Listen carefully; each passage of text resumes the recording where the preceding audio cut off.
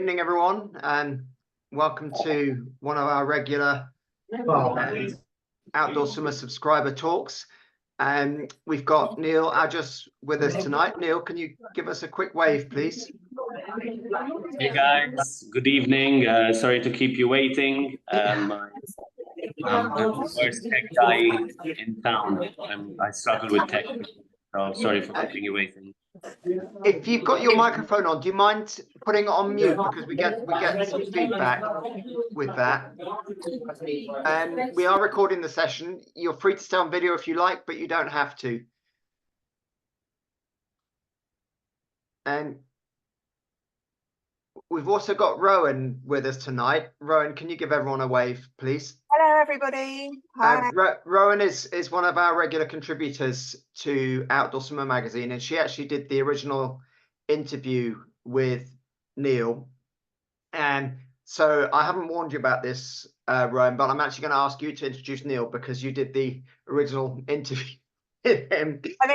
So you have it all at your fingertips, of course. So I'm going to leave you to introduce Neil, and then what we're going to do, we're going to move on to your questions. It's mostly I'm just going to be putting the questions you all sent to us to Neil, and we'll work through the evening. And then if you have questions going on, other questions that come up, put them in the chat, and we'll try and feed those in as we can. Right then. Hello, everybody. So I obviously have not prepared for your introduction here, Neil, so I'm doing this from my memory. We met a few months ago, didn't we, over Zoom, and I had the pleasure of interviewing you. I interview a lot of people for Outdoor Summer, which is one of my favourite things about it. But Neil was probably one of the more inspiring, one of the swimmers who made me, just planted that seed that marathon swimming might actually be quite cool and quite doable. He has got an incredible mindset and a really interesting approach to marathon swimming, which I think is a little bit, the way he speaks about it is a little bit different from other people, and has attempted to swim 100 miles in one go, which is incredible. I'm just going to hand you over to Neil, actually, because he will do a much better job of telling you all exactly what he has done and what he's achieved so far. Over to you, Neil. You're on mute now.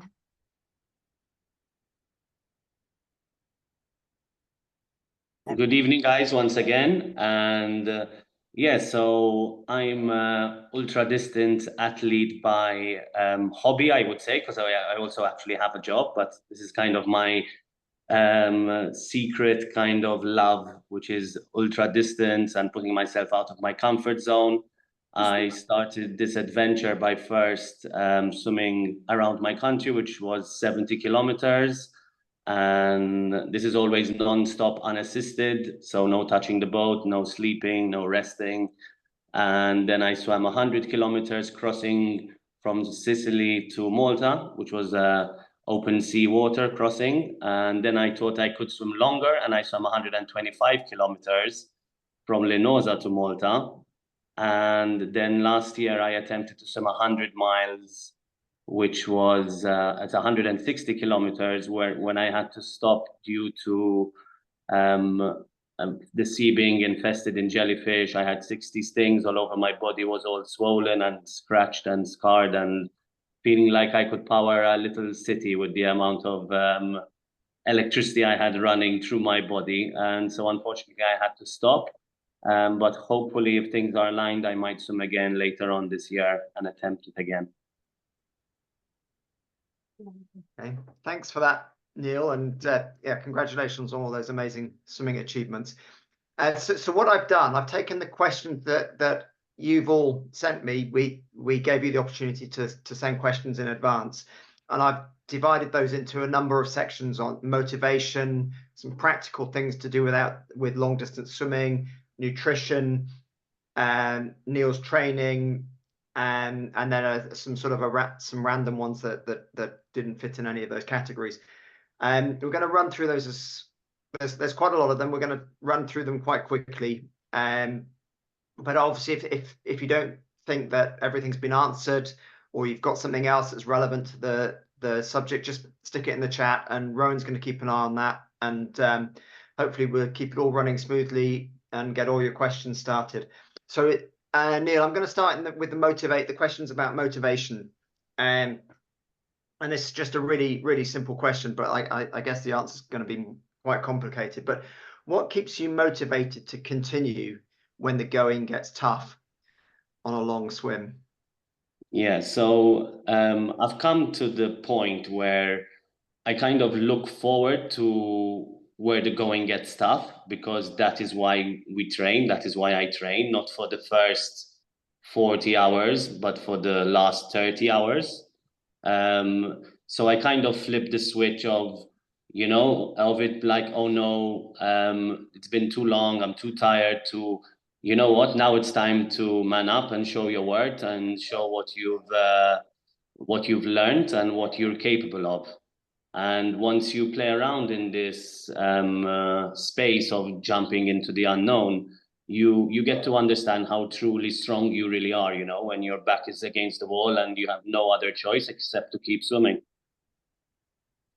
Okay, so when you've reached this stage that you say you're almost looking forward to when it gets tough. It's kind of like the inverse of most people kind of dreading that it's, they're swimming well and they're dreading that, their muscles start aching, their back aches, they get pain, whatever. And so when you've reached this stage, you've hit this bit that you've been looking forward to when it's getting difficult for you. And do you then have to have any other sort of strategies and mind games to keep you going? Yes, definitely. So there's like I call it my toolkit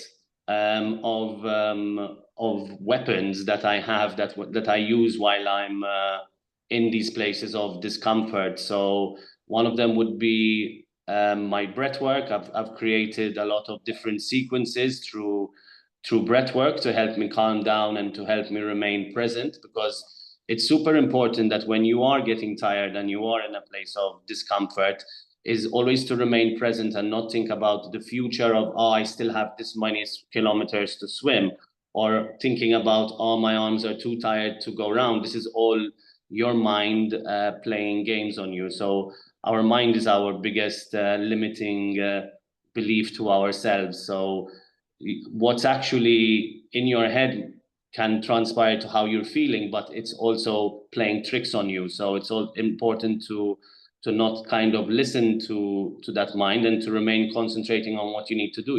Your core needs to be tucked in.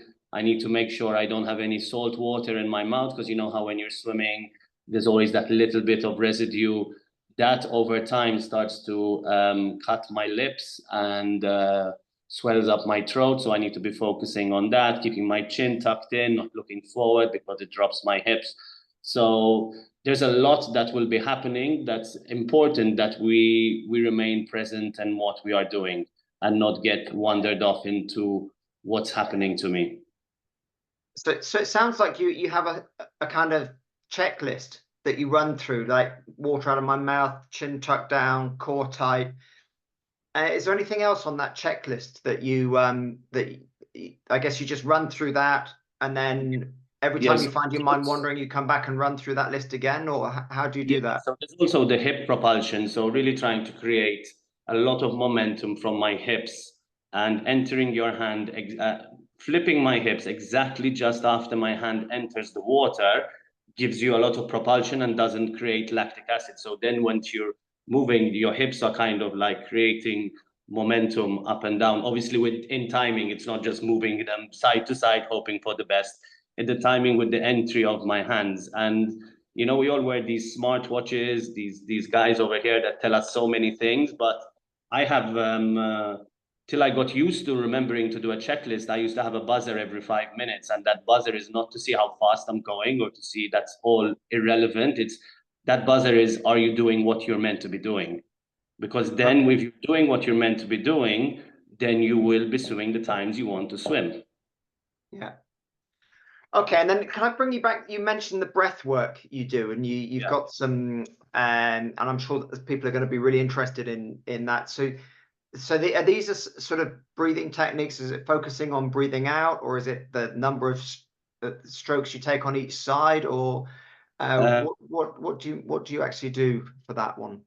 So yeah, so there's one that is completely swimming specific that I first practice on land, and then I put it into practice in the water. So if we have like a couple of minutes for me to explain this, it's basically when I'm on land, I do sequences of breathing in for 3 seconds and out for 2 seconds. So I'll be having more air in my body. And then holding my breath for as long as I can, and then straight away going again, breathing in for 3 and out for 2. And what happens when you hold your breath is that your lungs are expanded, but you get used to that expansion and it becomes more comfortable. And when you're in the sea, I came up with this because thinking of when I was a kid, when you exhale completely, you go to the bottom. So if I inhale more and I can hold more air into my stomach, then I'm going to float better, then I'm going to be more efficient in the water. So then when I'm in the water, what I do is I do 30 repetitions of me breathing in more air than I'm exhaling, and then going back to a normal breathing pattern. And each time it just elevates me a little bit higher and getting that little bit more efficiency in the water. Okay, and there's no you don't ever get like dizzy or anything with that, because obviously if you're trying to do breathing exercises in the water, there's a risk that you could hyperventilate. Yes, but you're doing to do the practice on land first. So you're doing it sitting in your comfort zone, and then obviously you do it always in, like I always say, like the school is swimming in a pool, and then the exams are when you're out in the ocean. So that's like my training ground for everything in a pool. It's a container. Everything is kind of in a safe space, and metrics are not affected by any wind or anything. So use practice by doing short distances. So you do 50 meters, stop and rest, and do a repetition of 10 where you're going to breathe in a little tiny bit more than you'll be exhaling, and see how you feel with it, see how you feel the changes, see if you feel yourself a little bit higher in the water. Don't forget, I'm swimming for 52 hours plus. So if it helps me by 0.1% on 52 hours, that's a big saving. And if it works on the placebo, I'll take it anyway. As long as it works, it works. Yeah. Okay. I'm going to move on to the sort of some of the more practical questions that came in, and I know that this is a big one for a lot of swimmers. But do you ever have any trouble with cramp, or do you have any strategies for avoiding or reducing cramp? So that's going to be a tricky one to answer you, because believe it or not, I have never ever in my life gotten a cramp ever. So ever, I hands on heart, I've never gotten one, but it's malnutrition basically. So a bit more salt in your diet should help with that. Maybe potassium, so maybe eat a banana if you're really struggling before or even midway through your swim. Okay. All right. Well, we won't try and pin you down on cramp, but if you haven't, so that's very, very fortunate. Lucky you. So have you ever experienced nausea while you're swimming, or seasickness while you're swimming, or sickness from the nutrition you're taking on? And if so, how did you deal with that and work through that? Yeah, so nausea, not so much, but in the last swim, I was kind of really trying to be stocked up from nutrition-wise before I started the swim. And I must have overeaten. And in the first 2 hours of my swim, every time I was coming to breathe, every fourth stroke, I'd be vomiting while I was swimming. I mean, at that point, it's really kind of just trying to lower your heart rate and trying to slow down your pace and not keep up that intensity. So lower the intensity until the nausea will pass. And it's also good to bilateral breathe when you have nausea, or breathe on the opposite side that you usually breathe on, just to change the dynamics within yourself as well. Okay. Okay, the next one is another very practical one, and maybe you don't have trouble with this, but I know some people do. But keeping your swim cap in place when you're swimming, I know in open water quite often when the water's smacking against your head, it can gradually shift up your swimming cap. Also, if you're swimming in choppy water, you can get your goggles knocked aside and sometimes even knocked off. Do you have any tips for keeping your hat and goggles in place? I mean, there's not really much you can do about it. What you need to try and make sure is that when you put on your cap, that it is properly on your skin, so the rubber sticks to your skin. If it's just on your head, on the tip of your head, then it's more likely to slip off, especially if you have conditioner in your hair. And for swimming goggles, I'll just tell you this interesting thing about swimming goggles. So I have 3 different types of swimming goggles when I swim. Each one will be a different size to my face, because wearing them for so long, putting pressure, just a little bit of pressure for so many hours, 12, 13 hours with each, it becomes super sensitive, and it's really painful on the marks on my face. So I keep changing the goggles just on the size, so the pressure points change. If the goggles are coming off, you should try and from the back of your head, make sure they are slightly at a higher angle, not right straight, but just slightly higher than it being straight to your head. So your crown of your head can hold them in place a little bit more. Okay, that's a really good suggestion about the goggles and changing them. So is that every few hours, or every 10 hours, or how often would you change them? I think I only change them when they bother me. Okay.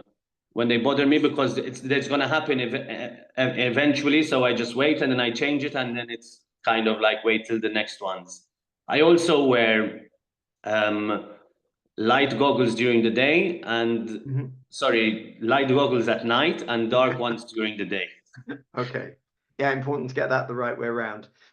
Okay, and then that actually brings us on to the next question, because someone has asked if you have any tips for night swimming, and I guess it can be quite unnerving swimming in the dark. You can't see so well, you can't see anything at all, maybe apart from the boat next to you, so it can be a bit disorientating.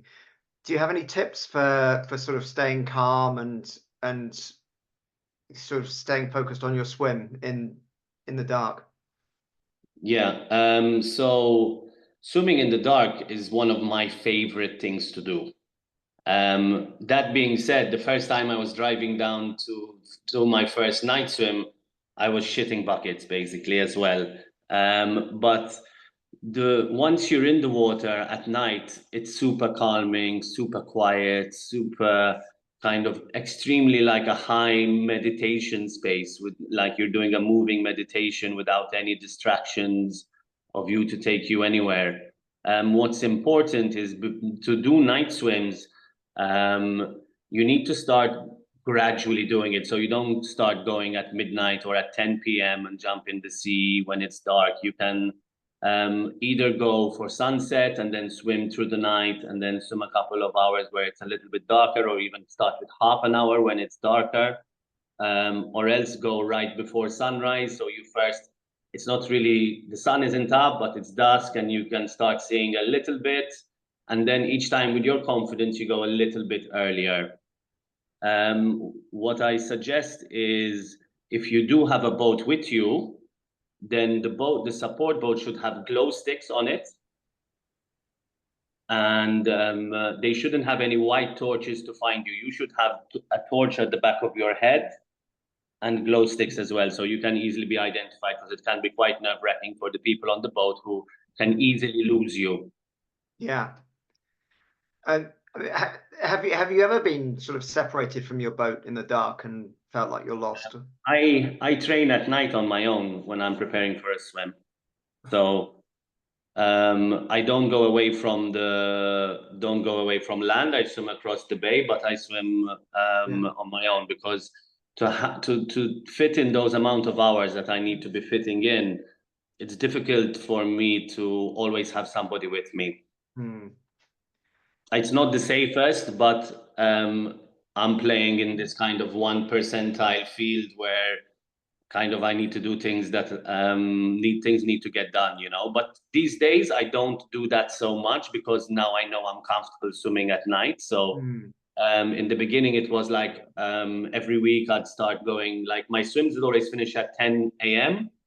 And the longer they get, the earlier I start. So it starts at 6 a.m., then the next week at 5, then at 4, then at 3, then at 2, then at 1. until it goes to 10 p.m. the night before, and I'm doing a 12-hour training session.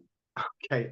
And All what right, I do during these training sessions is there'll be a marker buoy. I tie my food and water to this marker buoy, swim 15 minutes away, 15 minutes back to the buoy, and I eat. 15 minutes away, 15 minutes back for 12 hours. Okay. All right, so we have got quite a lot of questions on training, which we'll get to in a minute. But also before that, we've got questions on nutrition, and that you've just mentioned the nutrition there. You've mentioned the practical side of how you deal with that in training, having the stuff tied to the buoy so you keep coming back and it's there.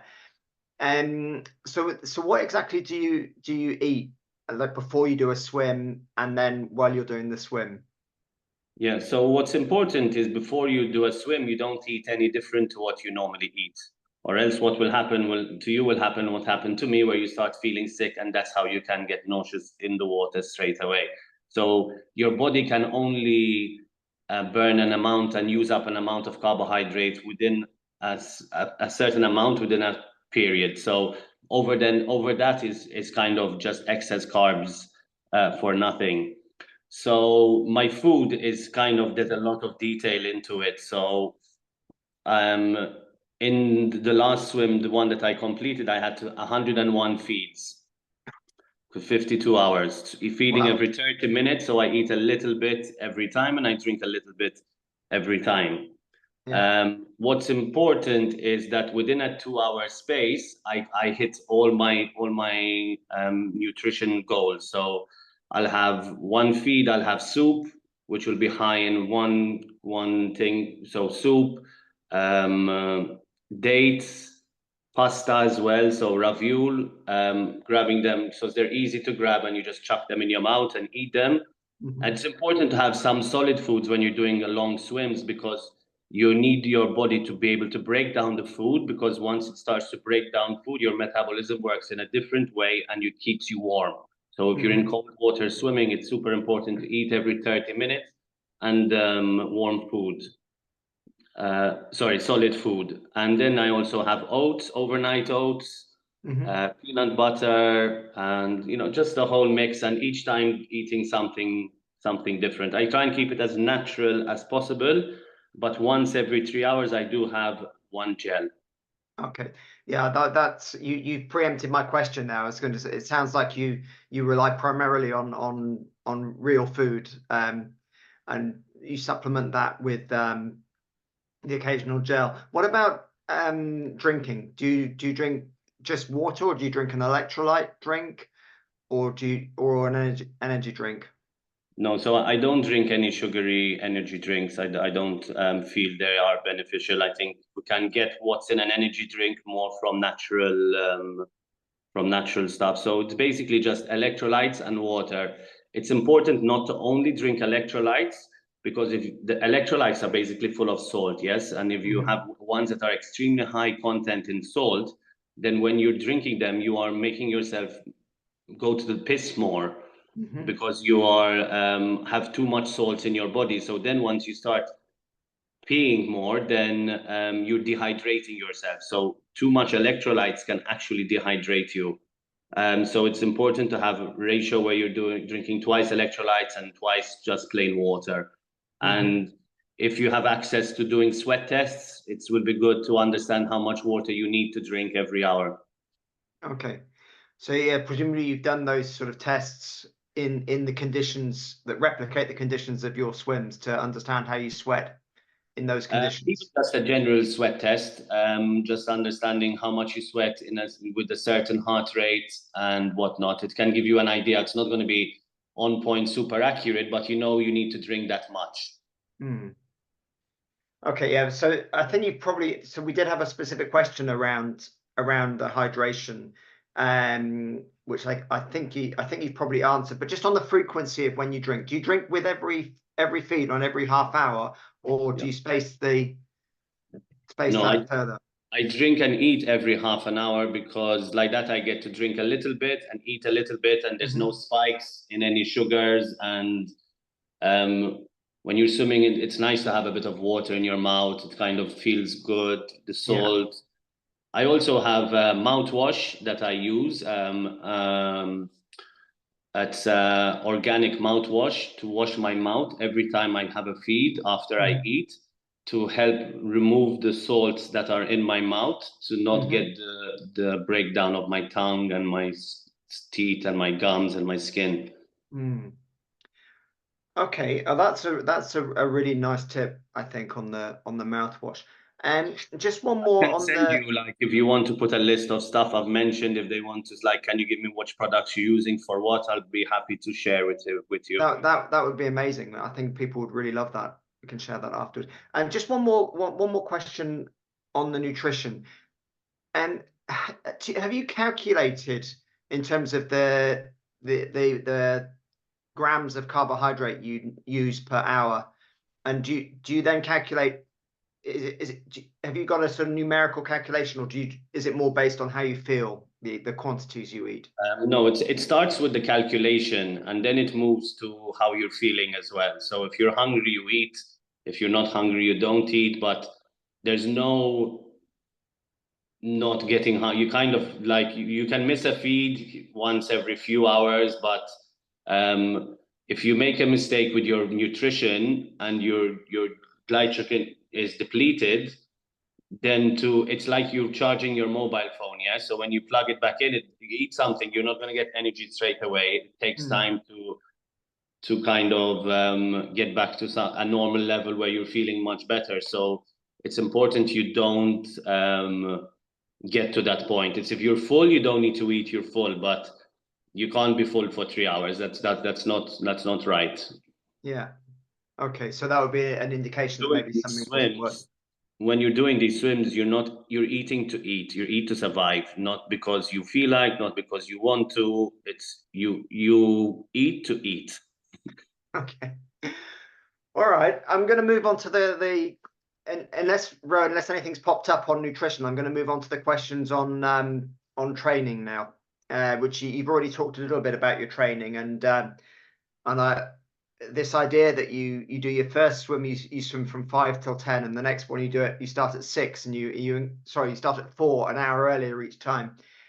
Can you talk a little bit about the volume of training you do when you're working up towards a big swim, either in terms of the number of hours per week or the number of kilometers per week?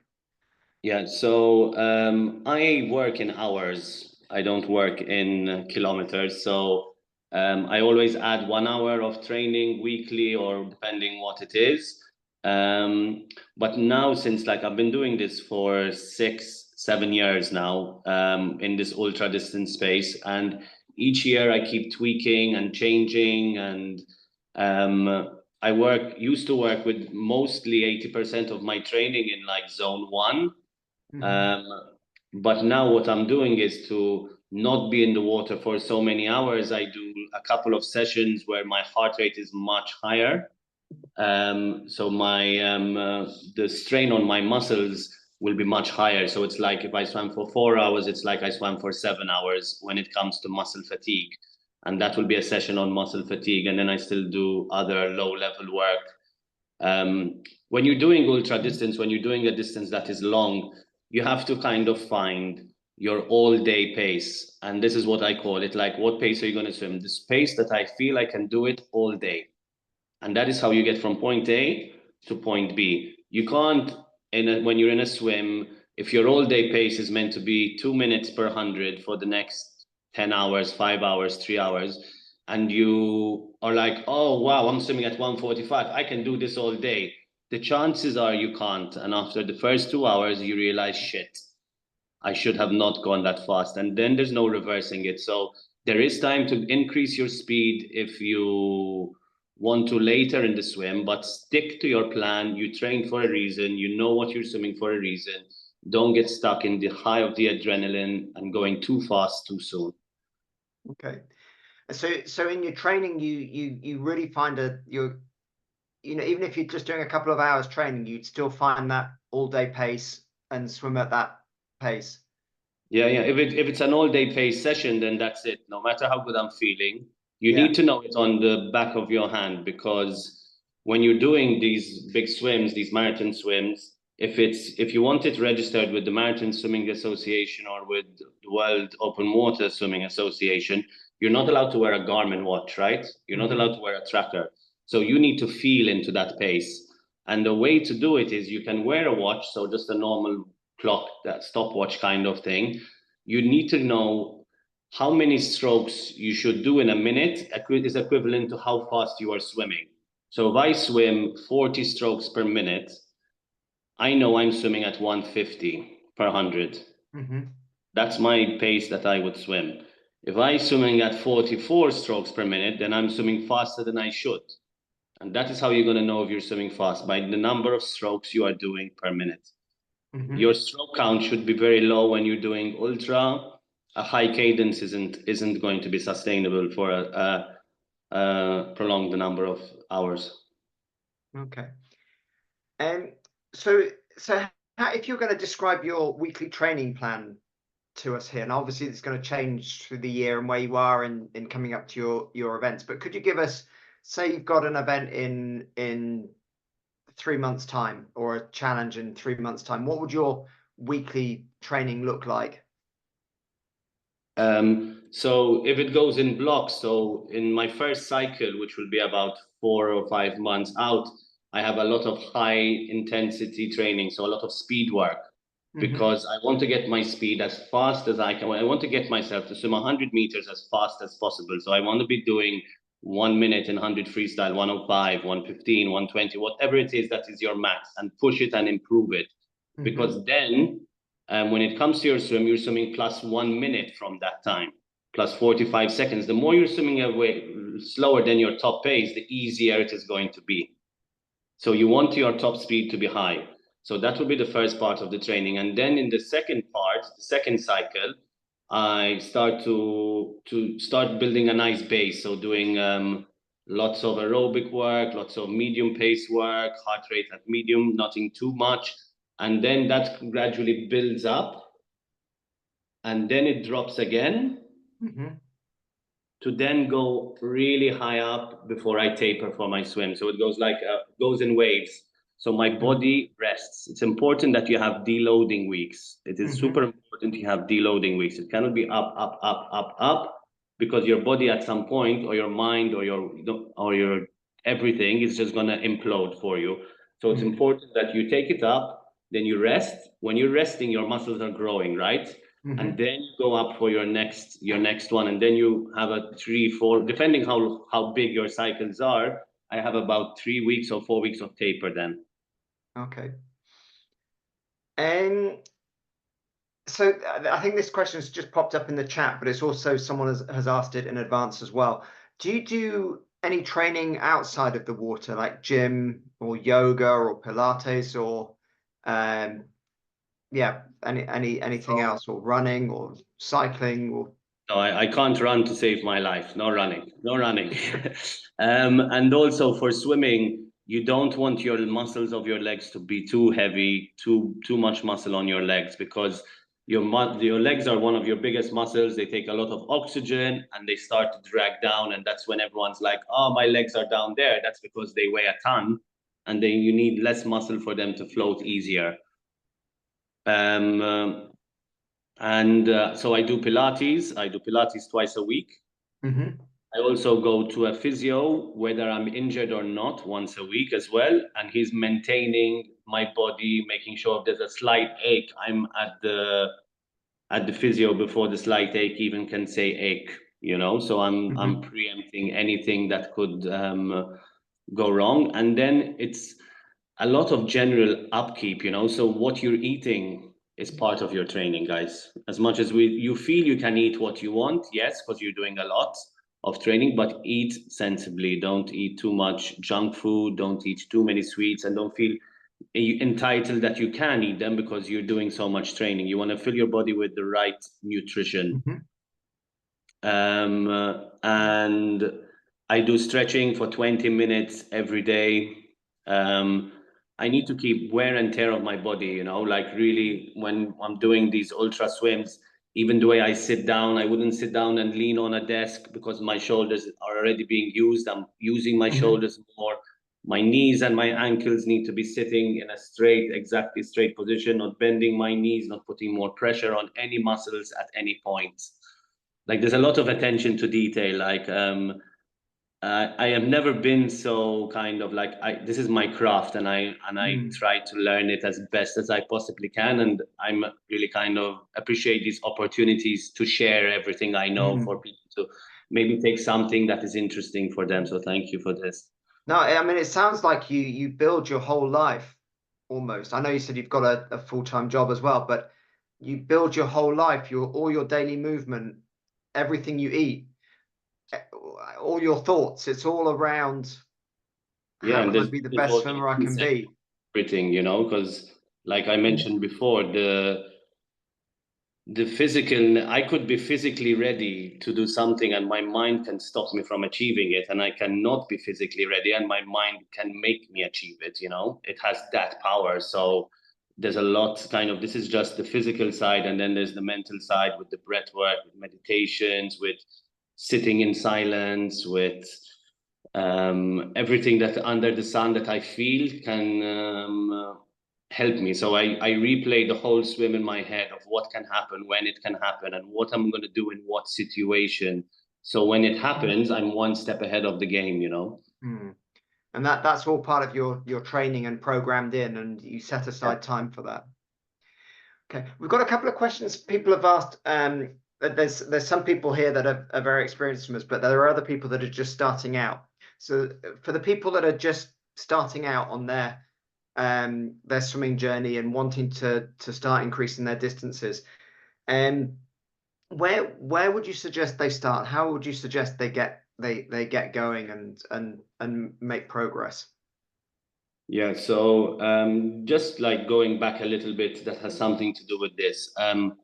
I never so far, touch wood, with all these swims, with all this mileage, ever got injured. And it all boils down to me not doing too much, too fast, too soon. So when you want to get into ultra, when you want to increase your distance, whether it's from 1 kilometer to 2 kilometers, don't just swim from 1 kilometer to 2 kilometers, because you're adding 100% of your maximum distance that you have swum. You need to break it down, and you need to do 120%, then do 140%, and then do 160.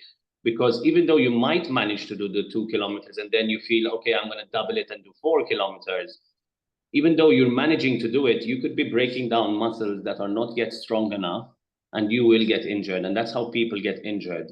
You get injured from either doing something incorrectly or trying to do something you are not ready to do. So what's important is to not rush the process. You need to be patient. It's a patience game. And repeating the same distances over and over again before you jump to the next one is also crucial in anyone who wants to do it long term. So if you're in it for the long game, this is the way to do it. If you're in it for the short game and you just want to do one event and then kind of jump ship, you can kind of fast track it. You will most likely get injured, and that's how people get injured. You know, when I'm coaching my swimmers, they're like more. I'm like, you're not ready to do more. You need to be patient. You need to wait until your body is ready to do it. Just because up here wants to do it doesn't mean your shoulders and your knees and your everything else is ready for it. So it's important to slow increments, and then your ceiling is never ending.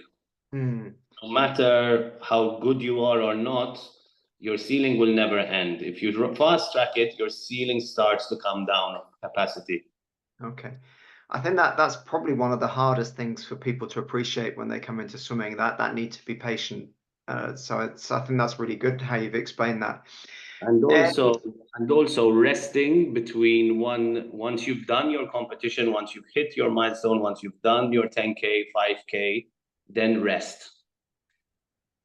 Rest is important, like 3-4 weeks of not swimming, because your body and your mind have to be recovered. If you start training when your body is not fully recovered and not feeling like, oh, I feel good, I feel recovered, you're going to feel okay, but those muscles are still tired down there. And once you start too early, then again, your ceiling is going to come down of potential and of capacity. I don't swim for 3 months, 3 to 4 months after my You don't swim at all? Not at all? nothing, no, nothing. Wow. As much as I would want to, I maybe go down and swim for half an hour, something like that, but nothing into, I'm not training, you know. Yeah. It's Okay. important, and we miss that. And then everyone comes, because I'm not hitting the times I used to. I'm like, yeah, you didn't rest. Yeah. Okay.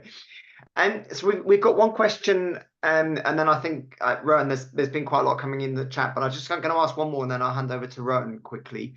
The one question, so, and I don't know whether in your coaching you've come across this or whether you've worked with other swimmers.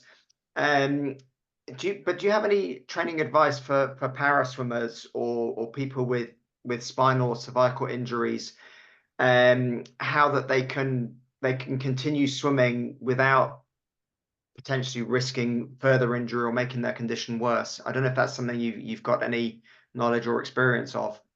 I do have some knowledge, but every case is really kind of separate case by case. So if the person is on the call, maybe she can send me an email and I can maybe be able to answer her she can give me more detail and I can answer her on a more personal level. But if you're doing something that's hurting you, then you shouldn't do it.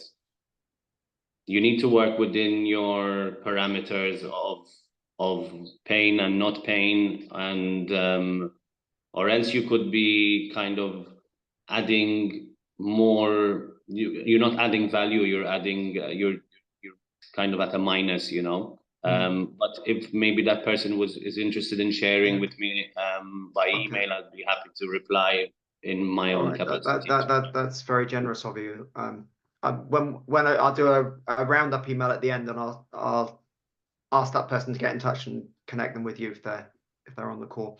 Rowan, I think there was a couple of questions on specifically on training came in on the chat.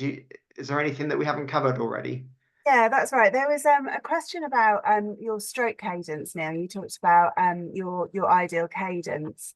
This person's asked how long you could sustain a 60 strokes per minute, but it might be helpful just to explain for anyone who doesn't know what you mean by cadence and how that affects your swim technique.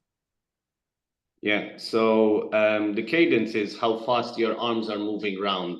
So 40 strokes per minute is one arm is 1, then the other arm is 2, the other arm is 3.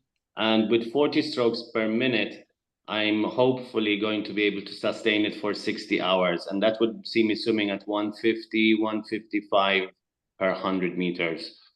And that's my all-day pace.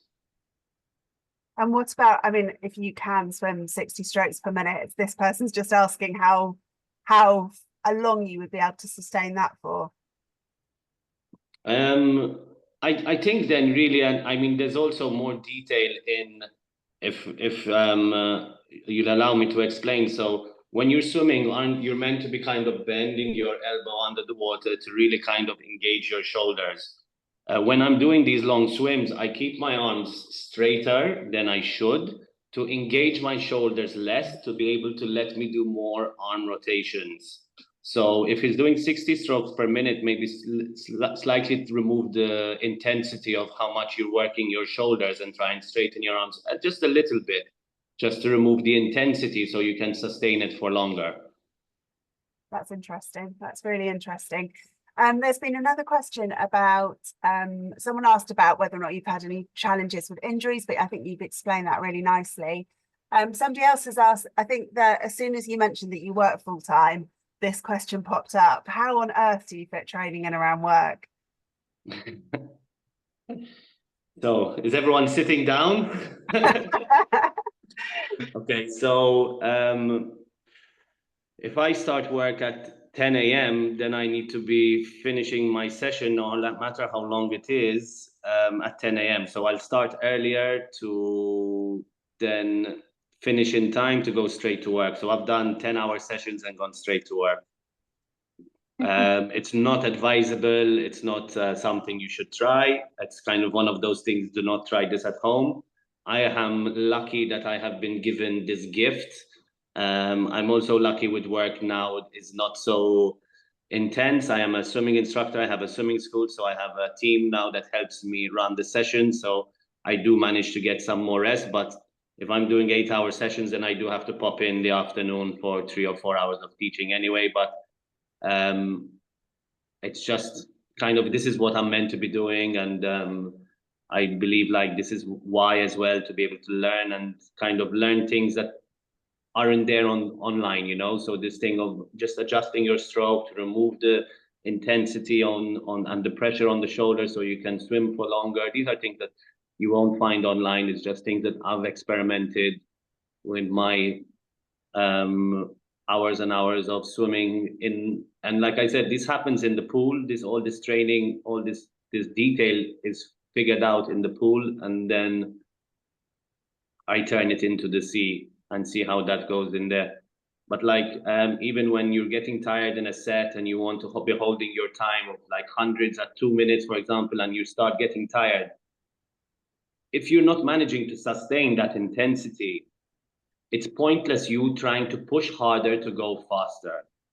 What you need to do is do the checklist, check your chin, check your core, check your hips, make sure they're all doing what they're meant to be doing.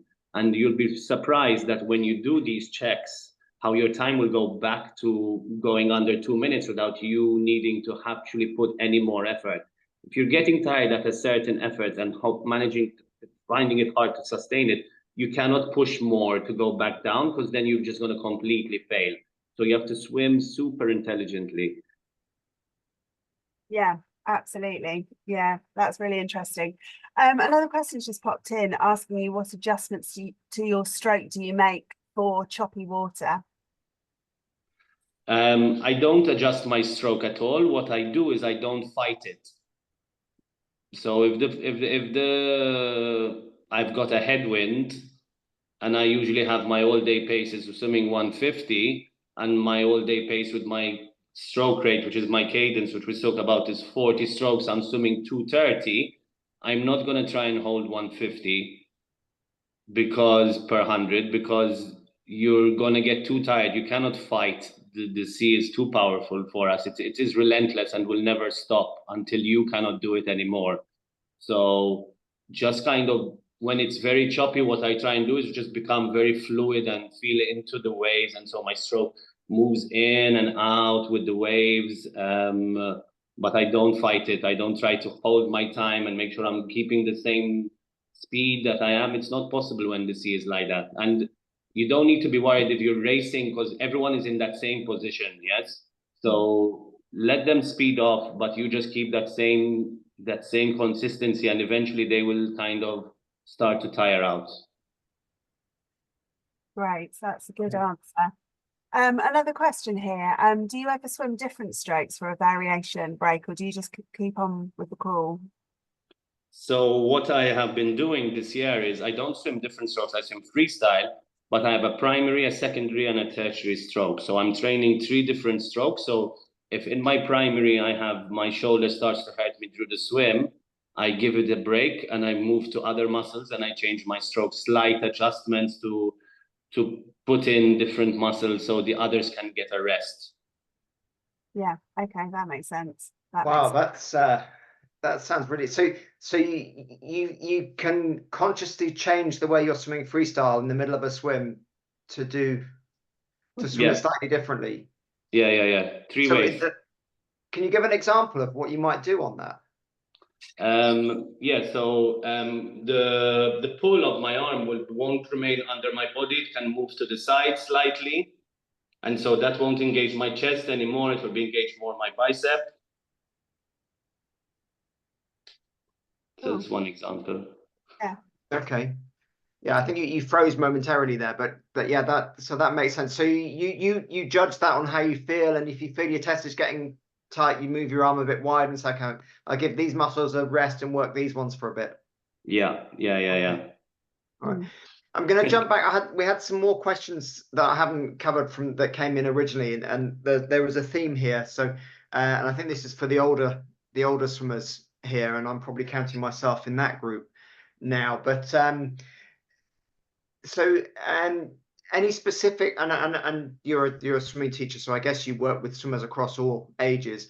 But do you have any specific advice for older swimmers, and whether adjustments they need to make to their training, perhaps, or any different approaches as people are getting into their late 50s, 60s, even 70s? We see people doing long distance swims. And what do you think? You know, can we just continue training as normal, or do we have to make changes?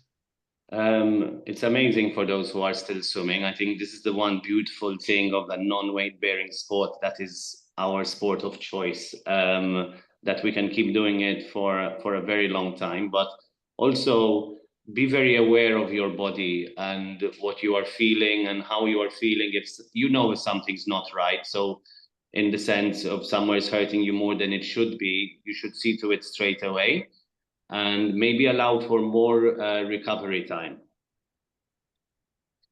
So you have to accept that we are getting older. So certain speed or certain fast movements are not going to be so easily kind of attained, and you need to accept that, and accept that this is now your new fast pace, and always swim within your capacities. And like I said, if someone's hurting, if something's not feeling right, just go check it out.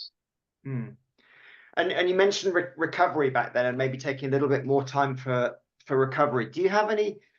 I mean, it sounds like your recovery is you come straight from your swimming training session and go to work, which doesn't really sound like recovery to me. But I mean, do you have any strategies for recovery after long training sessions?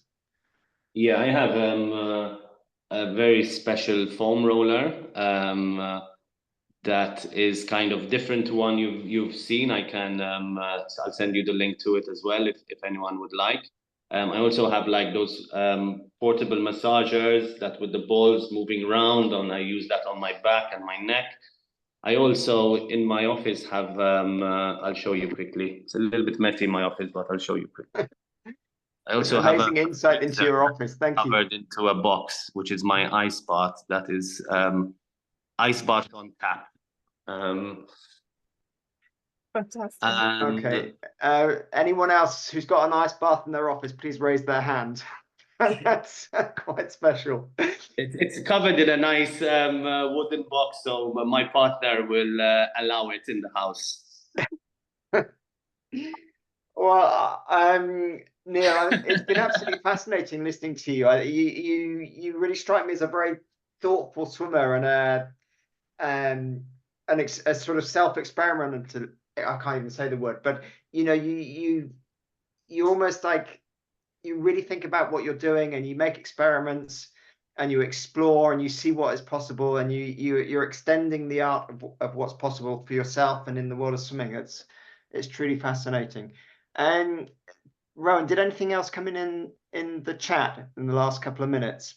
Only some nice comments, but I just wanted to ask one last question myself. Actually, you talked when I interviewed you before. You talked about the team around you, and you just mentioned your partner there, who is always on the boat, isn't she? And she supports you as well.